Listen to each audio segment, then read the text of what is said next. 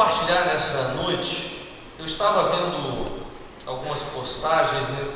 E hoje o assunto que está assim na moda, e um assunto muito sério, é a oposição que vem sendo levantada contra os cristãos em países, né, de maioria muçulmana. E nós vemos hoje crentes sendo decapitados, estrangulados, enforcados, estuprados, vendidos, sendo obrigados a converter ao islamismo. E a oposição, às vezes a gente pensa que a oposição está só lá fora, mas a oposição à igreja, ela existe. É uma obra maligna e o diabo ele vai fazer de tudo para tentar impedir a igreja de prosseguir. E ele tem se levantado no nosso país de uma forma muito forte. E nesse carnaval, quantos crentes não estavam ali? E aquela história, né? Só não vai atrás do trio elétrico quem já morreu. Quem já morreu para Jesus não vai mesmo, porque não perde tempo com essas coisas. E meus queridos, essa oposição, ela vai se levantar e se levanta contra a unidade da igreja. E às vezes a gente pensa o seguinte: pastor, eu sou neutro. Tem crente que acha que é a Suíça espiritual, mas nesta obra não existe neutralidade. Lá em Mateus 12, versículo 30, Jesus disse assim: quem não é por mim é contra mim, e quem comigo não ajunta, espalha. Então não tem como você ficar no cima do muro não, meu irmão. Ou você está 100% com Jesus, ou você está 100% com o diabo. Não existe 99,9% com Deus e 0,01% com o diabo. É uma obra que realmente é muito séria. E nós vamos ver em Neemias, queria que você abrisse sua Bíblia em Neemias. Nós vamos ver sobre 6 espíritos que se levantam contra a obra, contra a igreja. 6 espíritos que tentam derrubar a obra que nós temos feito. E esses espíritos, eles procuram resistir à obra de Deus, como foi nos dias de Neemias, também é hoje. E nós vamos ver um homem chamado Sambalate. Sambalate é um símbolo de Satanás. Sambalate significa justamente, oposição ou resistência, como o próprio diabo. O nome Satanás significa adversário. E Sambalate é um tipo de um demônio que age contra a vida da igreja. Sambalate sabe que se os muros, Neemias capítulo 2, Sambalate sabe que se os muros da igreja forem levantados, ele sabia que se os muros da igreja, do templo, fossem levantados, e se as portas fossem colocadas no lugar, o diabo ia perder a força dele. E o diabo sabe que se a igreja for edificada, se os muros da igreja forem colocados, ele sabe que ele perde. Ele sabe que se os muros da igreja for levantados na sua vida, na sua família, na sua casa, se as portas forem colocadas, ele sabe que ele vai perder. Por isso, meus queridos, vamos lá para Neemias capítulo 2, vamos ver o que a palavra de Deus diz. O primeiro versículo diz assim: no mês de Nisan, do 20º ano do rei Artaxerxes, na hora de servir o vinho, levei-o ao rei. Nunca antes eu tinha estado triste na presença dele. Por isso o rei me perguntou: por que o seu rosto parece tão triste, se você não está doente? Essa tristeza não pode ser, só pode ser do coração. Com muito medo, eu disse ao rei que o rei viva para sempre. Como não estaria triste o meu rosto, se a cidade em que estão sepultados meus pais estão em ruínas e as suas portas foram destruídas pelo fogo? O rei me disse: o que você gostaria de pedir? Então orei ao Deus dos céus e respondi ao rei: se for do agrado do rei, e se o seu servo puder contar com a sua benevolência, que ele me deixe ir à cidade onde meus pais estão enterrados, em Judá, para que eu possa reconstruí-la. Então o rei, estando presente a rainha, sentada ao seu lado, perguntou-me: quanto tempo levará a viagem? Quando você voltará? Marquei um prazo com o rei, e ele concordou que eu fosse. Ao capítulo 4. Quando Sanbalate soube que estávamos reconstruindo o muro, ficou furioso, ridicularizou os judeus e, na presença de seus compatriotas e dos poderosos de Samaria, disse: o que aqueles frágeis judeus estão fazendo? Será que vão restaurar o seu muro? Irão oferecer sacrifícios? Irão terminar a obra num só dia? Será que vão conseguir ressuscitar pedras de construção daqueles montes de entulho e de pedras queimadas? Tobias, o amonita, que estava ao seu lado, completou: pois que construam, basta que uma raposa suba lá, para que esse muro de pedras desabe. Meus queridos, Israel foi totalmente destruída. Judá, o império de Israel foi destruído, as tribos se espalharam e Jerusalém foi destruída. Jerusalém era a capital espiritual, era a cidade principal, onde estava o templo. Jerusalém foi destruída e foram levados cativos o restante do povo. E lá na Babilônia, Deus começa a tocar no coração de alguns homens, e entre eles nós vemos Esdras, Neemias. E Neemias, ele sente no coração a dor pela falta da reconstrução da cidade e do templo. Porque uma cidade, se ela, no tempo antigo, se ela não tivesse muros, o que aconteceria? Os inimigos invadiriam a cidade. E, meus queridos, nós temos que reparar os muros na nossa casa. Porque se os muros estiverem caídos, o inimigo vai entrar. E nós acabamos fazendo o quê? Nós damos brechas, legalidades. Uma vez eu vi uma história que um pastor contou interessante, dizendo que havia uma cidade muito grande, fortificada.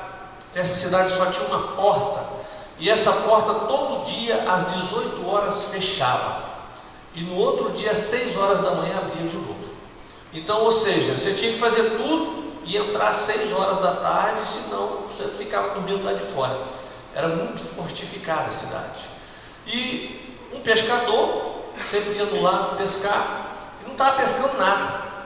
E determinado dia ele atrasou, e deu 18 horas, ele estava ali pescando. Na hora que ele jogou o anzol, um peixe grande, bonito, ele nunca tinha visto aquele peixe.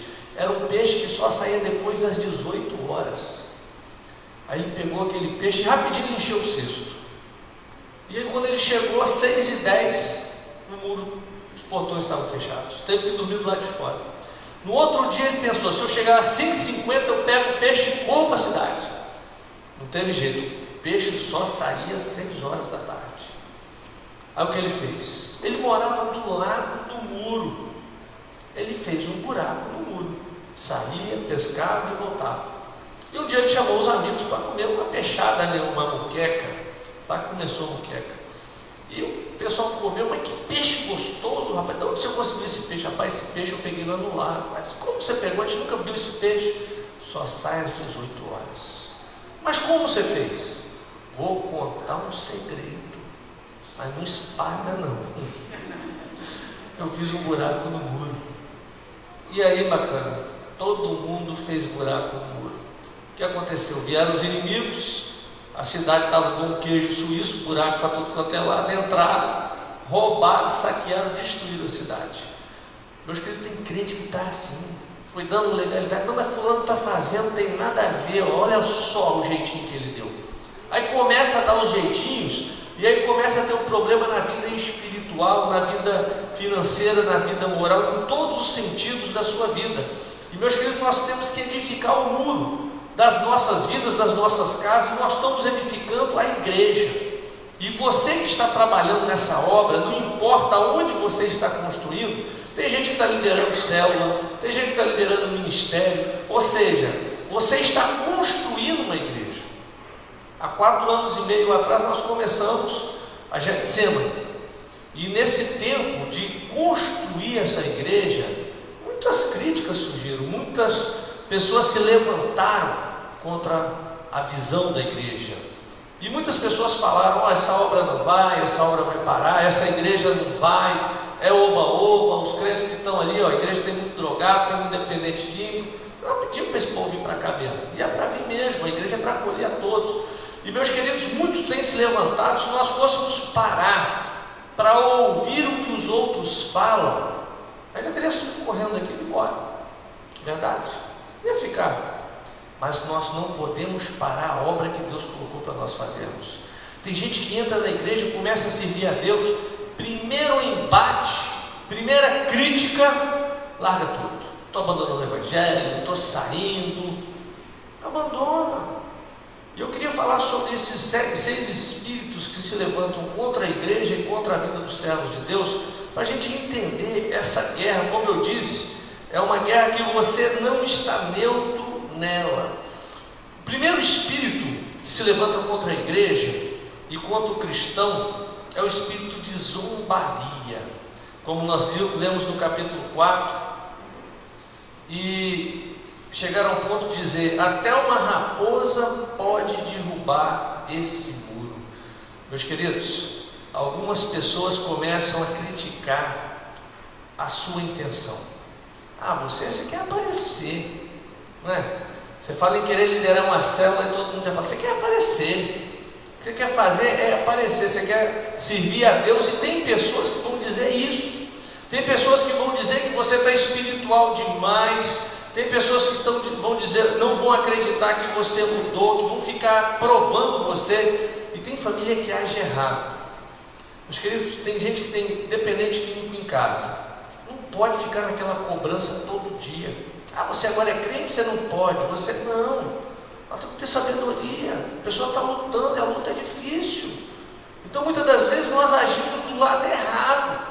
Tem hora que a pessoa está ali, ela está numa luta tão grande, ela que você dá apoio, incentivar. Quantos jovens já chegaram para mim, eu já peguei já na boca de fumo, e pastor, vou abandonar a igreja que eu estou envergonhando do evangelho. Eu falei: meu irmão, você tem vergonha, é um capeta, rapaz. Se você sair, o diabo é que gosta. Mas pastor, eu estava ali na boca de fumo agora. Eu falei: meu querido, não tem essa história. O importante não é se você não caiu, é se você se levantou. Então toda vez que você cair, se levanta.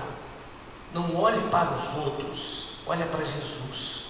Porque olhar para as pessoas só vão criticar mesmo. Você tem que olhar para Jesus e continuar perseguindo o alvo. E o alvo é justamente isso, não para não. Se nós queremos vencer, nós temos que tapar os ouvidos àquelas pessoas que são contrárias.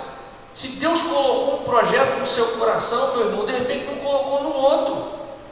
Deus levanta pessoas. Nós somos um exército onde nós temos pessoas de diversos níveis de lutas. Você tem cavalaria, infantaria, você tem artilharia. O cara da artilharia não é da cavalaria. Assim funciona na igreja. A igreja é um grande hospital. Tem gente que está na geriatria, cuidando dos idosos. Tem gente que está no berçário, cuidando de quem está nascendo. Tem gente que está lá no plantão psiquiátrico, cuidando da turma que está pirando. Tem gente que está no pronto-socorro, pegando quem está chegando, gente. Então são armas diferentes. O cara do pronto-socorro nem sempre entende de geriatria. Então, o que acaba acontecendo? Vai ter confusão na hora de dividir as verbas, né? Acontece isso no hospital, né? Não, está precisando de verba na geriatria, não está precisando de tal lugar. Assim na igreja, tem gente que vai, não, está precisando aqui, ali, mas no fim, não, nós estamos lutando pela mesma coisa. Então nós temos que entender que a luta não é contra a carne ou o sangue, mas é contra demônios e principados. Amém? O grande segredo para você ter unção é não desanimar. Porque quem desanima não está cheio da unção. Porque Deus não é com quem retrocede, meu irmão. Não é. Efésios 6, quando ele coloca as armas e as defesas, não existe defesa para as costas. Se você pegar a roupa, a armadura do exército romano, que era um exército de guerra, era uma couraça na frente, um escudo para frente, o capacete, a sandália, não tinha nada para as costas não. Não tem escudo para soldado que foge. Ele só tinha uma opção: partir para cima. E na obra de Deus nós não temos plano B. Domingo eu falei sobre isso. Tem crente que tem um tal do plano B. É igual Pedro. Pedro, quando conheceu Jesus, ele estava fazendo o quê? Pescando. Aí Jesus chama Pedro: vai ser pescador de almas. O que ele faz? Ele para o barco, amarra lá no ancoradouro e vai atrás de Jesus. Quando Jesus foi preso e morreu, o que Pedro fez? Voltou a pescar. Eu gosto de Eliseu. Eliseu, quando Elias chamou, ele tinha uma junta de boi, ele arava, puxava carga. Quando Eliseu chega e chama, o que ele faz? Mata o boi, pega a madeira da junta e faz um churrasco. Ou seja, esse negócio tem que dar certo, não tem como voltar. Os bois morreram. E tem crente que fica no plano B. Não, se não der certo eu volto para o mundo. Segura o bloco aí, que se não der certo o carnaval que vem eu estou aí. Não pode, meu irmão.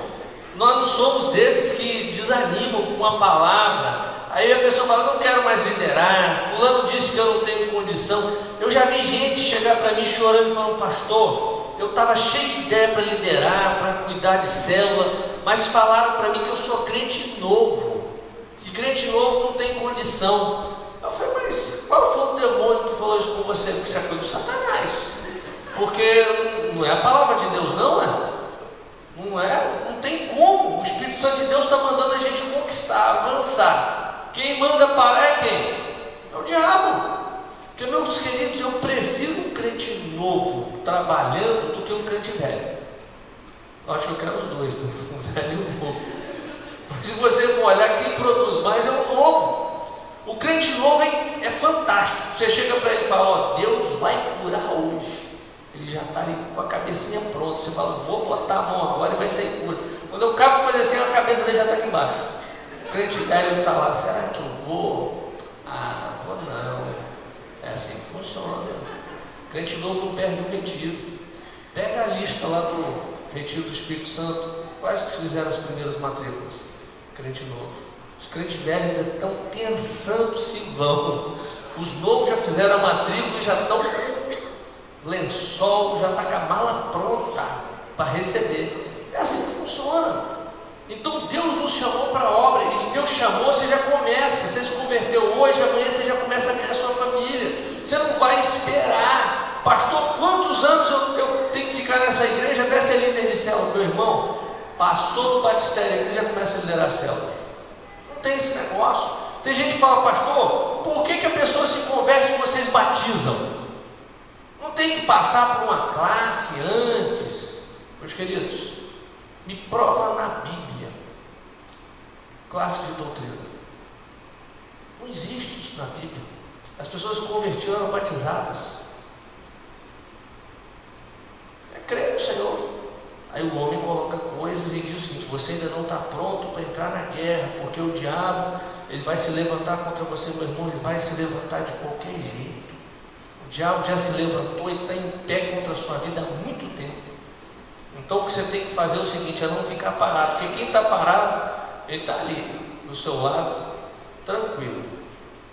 Se você levantar para fazer a obra de Deus, aí ele sabe que ele perdeu, porque ele não quer ver você fazendo a obra de Deus. Outra coisa, outro demônio, é o espírito de confusão. Lá no capítulo 4, de 7 a 8, diz assim: quando porém Sambalate, Tobias e os árabes souberam que os reparos nos muros de Jerusalém tinham avançado e que as brechas estavam sendo fechadas, ficaram furiosos. Todos juntos planejaram atacar Jerusalém e causar confusão. Meus queridos, quando a obra de Deus começa a se tornar visível, Satanás começa a levantar os príncipes dele contra a igreja.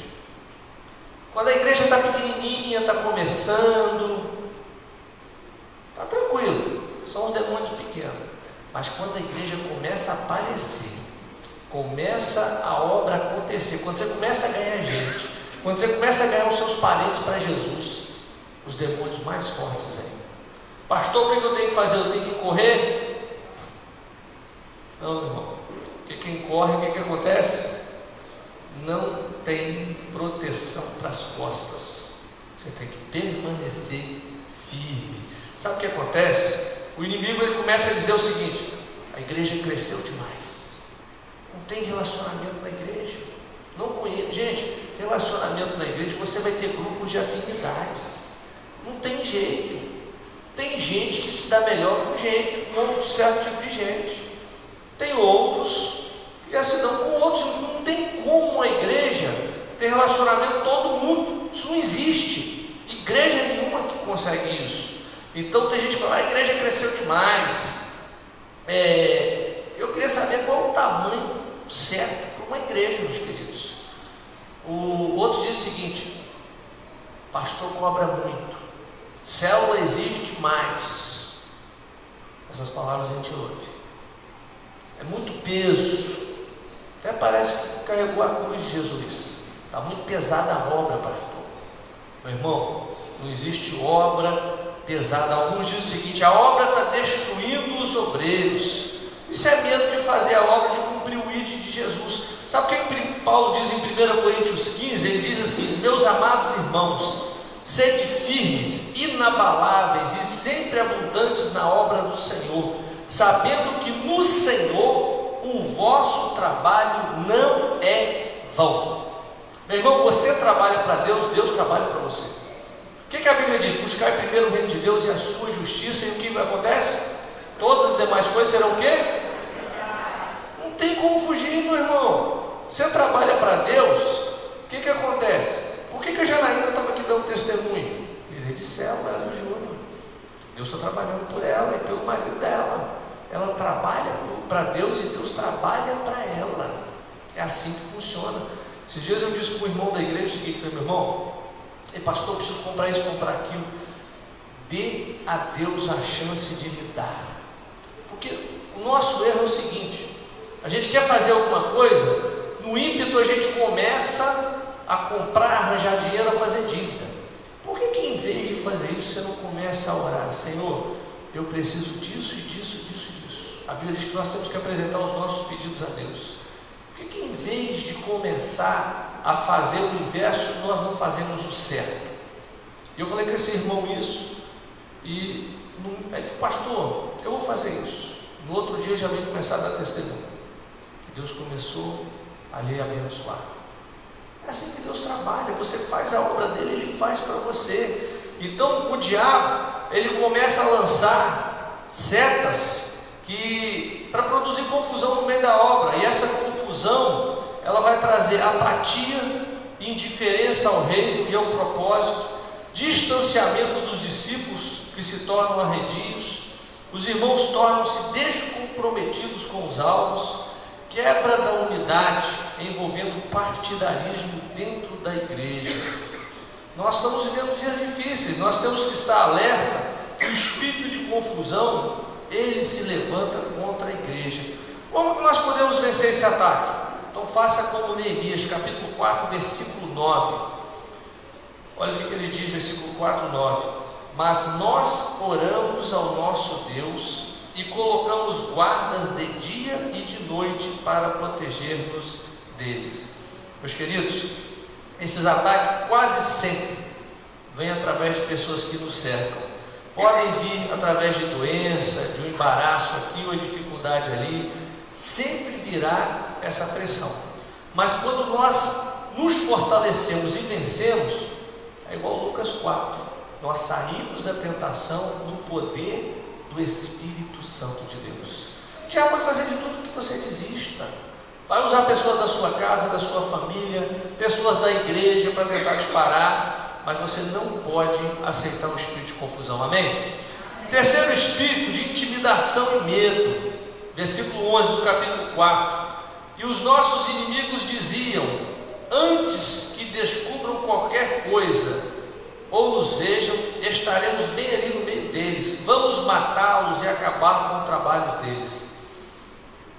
Quando o inimigo percebe que não consegue intimidar a realização da obra, ele projeta nos tirar do caminho.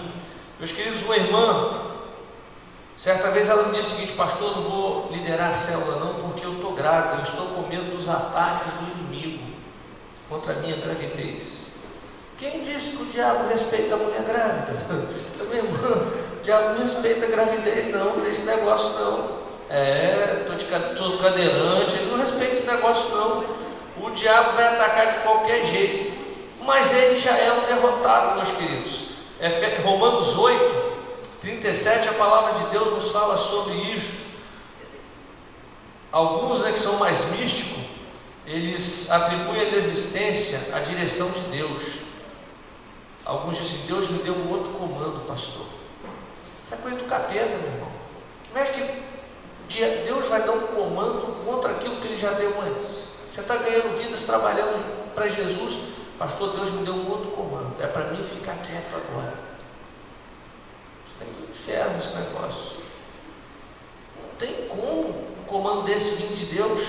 A resposta de Neemias 4, de 13 a 14, ele diz: por isso posicionei alguns do povo atrás dos pontos mais baixos do muro, nos lugares abertos, divididos por famílias, armados de espadas, lanças e arcos.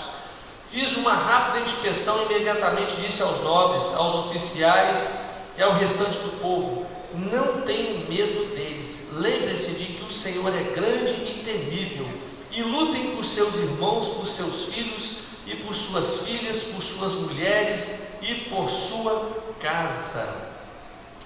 Deus vai sempre revelar o plano do inimigo, e nós guerreamos e edificamos ao mesmo tempo.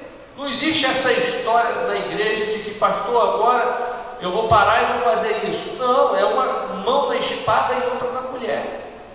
É assim que funciona a obra de Deus. É assim que vai funcionar na sua casa. Você quer ver a sua casa prosperar? Você quer ver a sua família se converter? Você não pode recuar, não, porque o diabo vai lançar um espírito de desânimo na sua vida.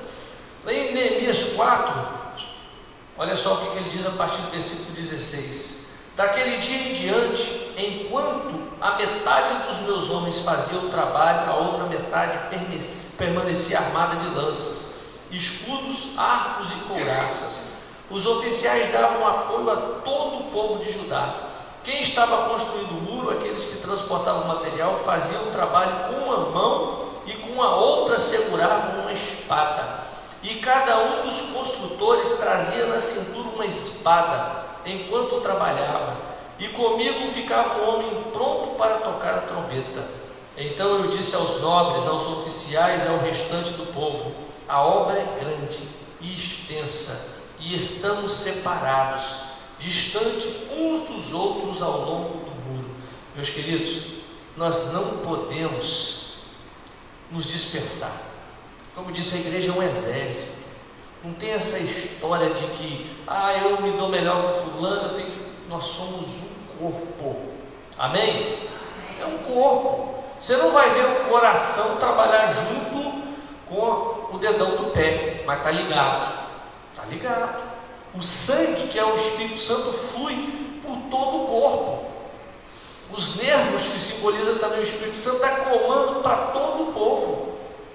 A unidade da igreja é importante, porque uma igreja dividida não prevalece. Meu irmão, você pode, eu não gostei da música que cantaram, fica para você. Porque quando você fala com outro irmãozinho, o demônio já entra no meio e já começa a fomentar. A palavra do pastor, não gostei, fica para você. Eu não gostei das cadeiras, fica para você. Tem coisa que você não tem que compartilhar com ninguém. Você compartilha o que é bom. O que é bom flui. O que é ruim no corpo, o que acontece? A gente faz o que com o que é ruim? Põe para fora, não é? Dá descarga. Você vai ficar circulando coisa ruim dentro do corpo? Não fica. Você joga para fora o que é ruim. Entenda uma coisa: essa batalha, ela é do Senhor, e nós estamos destinados a vencer, porque Deus é por nós. Se Deus é por nós, quem pode ser contra nós? Amém? O espírito de engano, olha só, Neemias 6, 1 e 2. Quando Sambalate, Tobias, Gesem e o restante de nossos inimigos souberam que eu havia reconstruído o muro e que não havia ficado nenhuma brecha, embora até então eu ainda não tivesse colocado as portas nos seus lugares, Sambalate e Gesem mandaram-me a seguinte mensagem: venha, vamos nos encontrar num dos povoados da planície de Ono. Esse é o plano do diabo. Você está fazendo a obra, ele vem tentar fazer com você aliança. É isso que acontece. Quantos pastores eu conheço que o ministério estava prosperando e caíram no adultério, caíram no engano do dinheiro, Quantos líderes caíram? Semana passada estava um pastor na nossa casa, ele falando que chegando lá em Rondônia tinha um incêndio para apagar. Um líder de célula que caiu dentro do teto. É assim que o diabo trabalha, meu irmão. Ele vai tentar tirar você do foco. Ele vai tentar te chamar para coisas que não são aquilo que Deus realmente quer que você faça. Ele vai tentar te desviar, porque você está perseguindo um alvo. A sua família está toda olhando para você para vir para Jesus. Aí quando você cai, um monte de gente cai atrás de você. É assim que funciona. É o que eu falo com a Vanusa. O nosso casamento não pertence a nós. Ele pertence à minha filha, que eu tenho que deixar um legado de bênção para ela. Pertence à minha família, que são membros aqui da igreja, que estão olhando para mim. Pertence aos membros da igreja, que se o pastor cai, um monte de gente fala, pastor caiu, coloca todo mundo fora, né? E até as pessoas que estão aqui fora estão olhando. Elas estão olhando e muitos estão torcendo. E olham para nós e falam, está dando certo lá, eu vou continuar porque está dando certo. Meus irmãos, enquanto você permanece firme, tem pessoas olhando para você. Pessoas da sua casa que ainda não se converteram, estão olhando para você e falam, nossa, ela largou as drogas, ele está segurando as pontas, eu vou fazer isso também. Ele está servindo a Jesus, está valendo a pena. São colegas que estão na faculdade, na escola, olham para você e falam, olha, ele leva uma vida de santidade, não está transando fora da hora, não está fazendo nada de errado. Essas pessoas estão de olho em nós. E se você cai, um monte de gente cai, é o que o diabo faz. Ele quer que nós percamos o alvo. Cada crente é um ministro. Meus queridos, todos nós somos iguais e nós temos um chamado de Deus. E muitas das vezes as pessoas falam, pastor, é muita pressão, é muita cobrança, é muita coisa para fazer. Meu irmão, isso aqui tudo vai passar, tudo isso vai acabar. Daqui mais alguns anos você já morreu, daqui a 100 anos, nem a menor das crianças que está aqui hoje vai estar viva, mas nós estaremos na eternidade. E o fruto do seu trabalho, você vai receber a recompensa. É por isso que nós insistimos, nós falamos em recompensa, porque quem espera somente por essa vida é um tolo. Eu estou semeando é para a eternidade, meu irmão. Eu estou pensando na morada lá no céu, é na mansão celestial. Quando eu vi aqueles 21 crentes coptas, cristãos coptas do Egito, sendo degolados, todos como ovelha muda indo para o matadouro, eu pensei, esse povo da cruz é louco. E tem gente que a menor pressão larga tudo, abandona tudo. Eu nunca me esqueço, aqui na igreja teve um pastor pregando, ele falando sobre os crentes lá no Sudão, e ele contando a história de um homem chamado Mohamed, que se converteu. E esse homem se converteu e os muçulmanos foram na casa dele, na frente dele, estavam violentando a mulher dele, dizendo, larga o seu Deus. Se você não largar, nós vamos continuar fazendo isso com a sua esposa. E aquele homem apanhando, vendo tudo isso, ele não largou Deus. E nós, com coisas pequenininhas, nós chutamos tudo.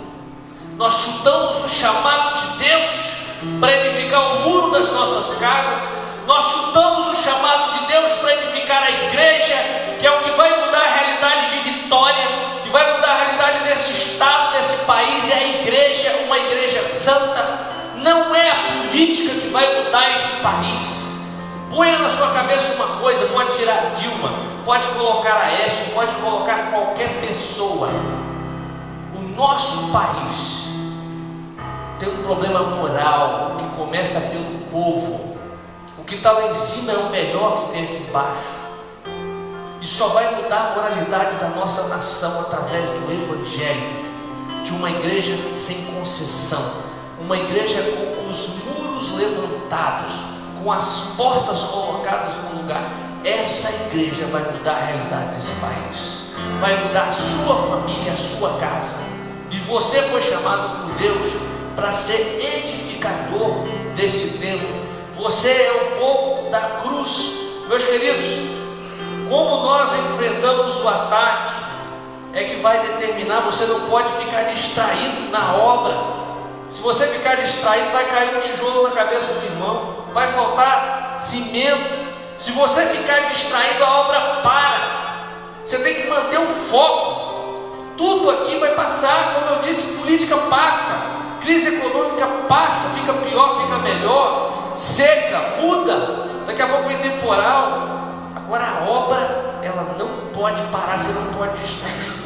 O nosso alvo não é levantar um mega templo, nosso alvo são pessoas, é ganhar pessoas para Jesus.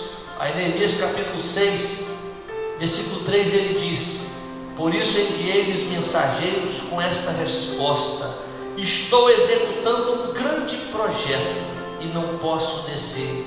Por que parar a obra para ir encontrar com vocês? Mandaram 4 vezes a mensagem, ele mandou a mesma resposta. Meu irmão, não para ouvir o diabo, não. Continua o que você está fazendo. Você está liderando, você está investindo em pessoas. Continua, mantenha o foco. Não desista, porque você vai ver o fruto do seu trabalho, amém? Se você permanecer firme, a coisa vai acontecer na sua vida. O outro espírito, o outro demônio que se levanta é um espírito de acusação e calúnia. Versículo 5, capítulo 6. Então na 5ª vez Sambalate mandou um dos seus homens de confiança com a mesma mensagem. Ele tinha na mão uma carta aberta em que estava escrito: dizem entre as nações, diz que é verdade, que você e os judeus estão tramando uma revolta e que por isso estão reconstruindo o muro. Além disso, conforme dizem, você está na iminência de se tornar o rei deles. Meus queridos, quanta calúnia, né? Muitas pessoas vão tentar falar contra você. Cuidado com aqueles que começam sempre dizendo, dizem. E tem crente que não para, né? Para ir atrás do dizem, né? Não para ir atrás, né? Ó, falaram por aí, gente. Quando falaram assim, ó, isso é coisa do capeta, para aí. Corta logo, irmão. Fica nesse negócio de alimentando fofoca, não. O diabo é que leva a fofoca, ele que faz isso. Porque começa sempre aquela história, né? Meu irmão, vou ter um negócio aí para a gente orar. Vamos orar porque ó, o irmãozinho está assim, falou isso e isso. Faz a fofoca toda, depois nem ora. Corta logo, corta esse negócio. Porque, meus queridos, você está fazendo uma grande obra. Quando começar, você já falou: eu estou fazendo uma grande obra, não posso descer.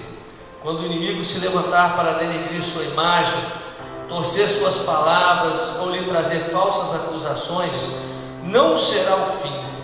Lembre-se, Deus não se afasta do trono e seu braço ele está estendido a seu favor. Deus é justo, é juiz e por fim ele vai se levantar na sua vida. Não se preocupa não. Nós não somos maior do que Jesus. Jesus sofreu calúnia. O apóstolo Paulo diz que nós devemos nos alegrar quando passarmos por provações. 2 Timóteo 3,12, ele diz assim: todos quanto quiserem viver piedosamente em Cristo Jesus serão perseguidos. Tem perseguição, você tem que, glória a Deus, eu estou parecendo com Jesus. Não é sair correndo não. O último espírito é o espírito de falsa palavra de Deus. O inimigo, ele vai tentar entrar no seu mundo espiritual. Cuidado com esse negócio de monte. Eu gosto de monte, vou no monte, mas cuidado. Vai aparecer pessoas no monte para falar contra você. Conhecimento esse negócio, ó, Deus está preparando um negócio para você em outro lugar. Vem com esse negócio desse jeito. O diabo se levantou contra meu irmão, já se levantou mesmo, mas já caiu. Então vai sempre vir esse negócio. Cuidado. Não deixe qualquer pessoa colocar a mão na sua cabeça. Quem põe a mão sobre você é a sua liderança. Se você é o líder de céu, é o seu coordenador. Você é membro da igreja, os pastores da igreja. Não põe a sua cabeça debaixo de qualquer mão, não. Porque tem pessoas que estão endemoniadas para te amaldiçoar. Palavras que parecem bonitas, pessoas que parecem espirituais. Porque é muito fácil, você chega num lugar, você ouve um pregador, ele pula, ele salta, ele treme, ele entrega a revelação, ele fala a placa do carro. O diabo sabe tudo isso. eles se disfarçam em anjos de luz. Cuidado aonde você vai e quem põe a mão na sua cabeça. E Sanbalate, ele entrega uma revelação lá no capítulo 6, versículo 10, ele diz assim: um dia eu fui à casa de Semaias, filho de Delaias, que estava trancando portas adentro. Ele disse: vamos encontrar-nos na casa de Deus do templo, a portas fechadas, pois estão querendo matá-lo. Eles virão esta noite. Todavia eu lhe respondi: acha que um homem como eu deveria fugir? Alguém como eu deveria entrar no templo para salvar a vida? Não, eu não irei. Percebi que Deus não tinha enviado e que ele tinha profetizado contra mim, porque Tobias e Sanbalate o tinham contratado. Ele tinha sido pago para me intimidar, a fim de que eu cometesse um pecado agindo daquela maneira, e então eles poderiam difamar-me secretamente. O que ele fala? Entra lá na casa, no templo, vamos nos encontrar no templo. Meus queridos, quem podia entrar no templo era quem? Sacerdote. Neemias não era sacerdote. O diabo é assim que ele faz. Ele vai fazer coisas até parecendo bonito para poder te tirar do foco. Ele vai fazer de tudo para que você perca o alvo. E meus queridos, hoje é tempo de guerra, e o Senhor, Ele nos incitou para a batalha. O espírito de ousadia está sobre nós. Todos os demônios, eles estão debaixo do nosso pé. É tempo de frutificar, é tempo de construir. Lá no capítulo 15, no capítulo 6 diz: o muro ficou pronto no 25º dia. Em 52 dias, quando todos os nossos inimigos souberam disso, todas as nações vizinhas ficaram atemorizadas e com orgulho ferido, pois perceberam que essa obra havia sido executada com a ajuda de nosso Deus. Eu não tenho dúvida que Deus, ele tem uma obra tão grande para fazer neste lugar, meu irmão. Eu não tenho dúvida de que Deus vai restaurar a sua família, a sua casa, e as pessoas vão ficar perplexas quando vê isso. Você crê nisso? Vamos ficar de pé. O diabo tem feito de tudo para a gente parar, para desistirmos, e ele vai tentar colocar muitas coisas para te tirar do alvo, te tirar do foco. Ele vai fazer, ele vai dizer que você é indigno, que você não pode, que outros são melhores, de que célula não dá certo, que isso não funciona, de que entregar a vida para Jesus é besteira, que você tem que curtir a sua vida. Quantos jovens morreram curtindo a vida esse final de semana? Meus queridos, vida só é vida com Deus. Quem precisa usar droga, encher a cara de bebida para curtir, não está curtindo nada não. Eu nunca me esqueço, quando eu e Vanusa fomos missionários em Santa Leopoldina, nós começamos uma igreja praticamente do zero, e Isabela era um neném na época, e a obra foi difícil, não foi fácil. Você imagina, a oposição era grande, cidade pequena, mas a obra foi crescendo, e tudo que podiam fazer para a igreja não ir à frente, eles faziam, mas a gente perseverou, e a obra de Deus foi edificada. Eu nunca me esqueço de um rapaz, ele era o puxador oficial de carnaval da cidade, Fernando. Fernando, ele organizava o carnaval, e o Fernando começou a frequentar a igreja, e ele sentava lá atrás e chorava, todo culto ele chorava. Vanusa cantava naquela época, na igreja tocava e cantava, ele chorava. E um dia ele chegou para mim, no final do ano, e falou: pastor, tem jeito não, eu tenho que aceitar Jesus, mas eu só aceito uma condição: se for para ir para o seminário já o ano que vem, eu não quero ser pastor, eu quero ser um ganhador de almas.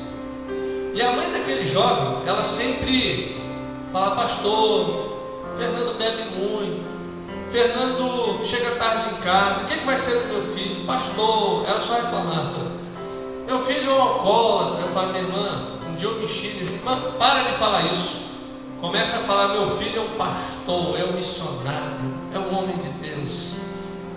E ele chegava bêbado em casa, ele trocando as pernas, e ela: ô meu missionário. Aí minha mãe está doida, eu me vi, ela fica de fogo. Fernando se converteu, foi para o seminário.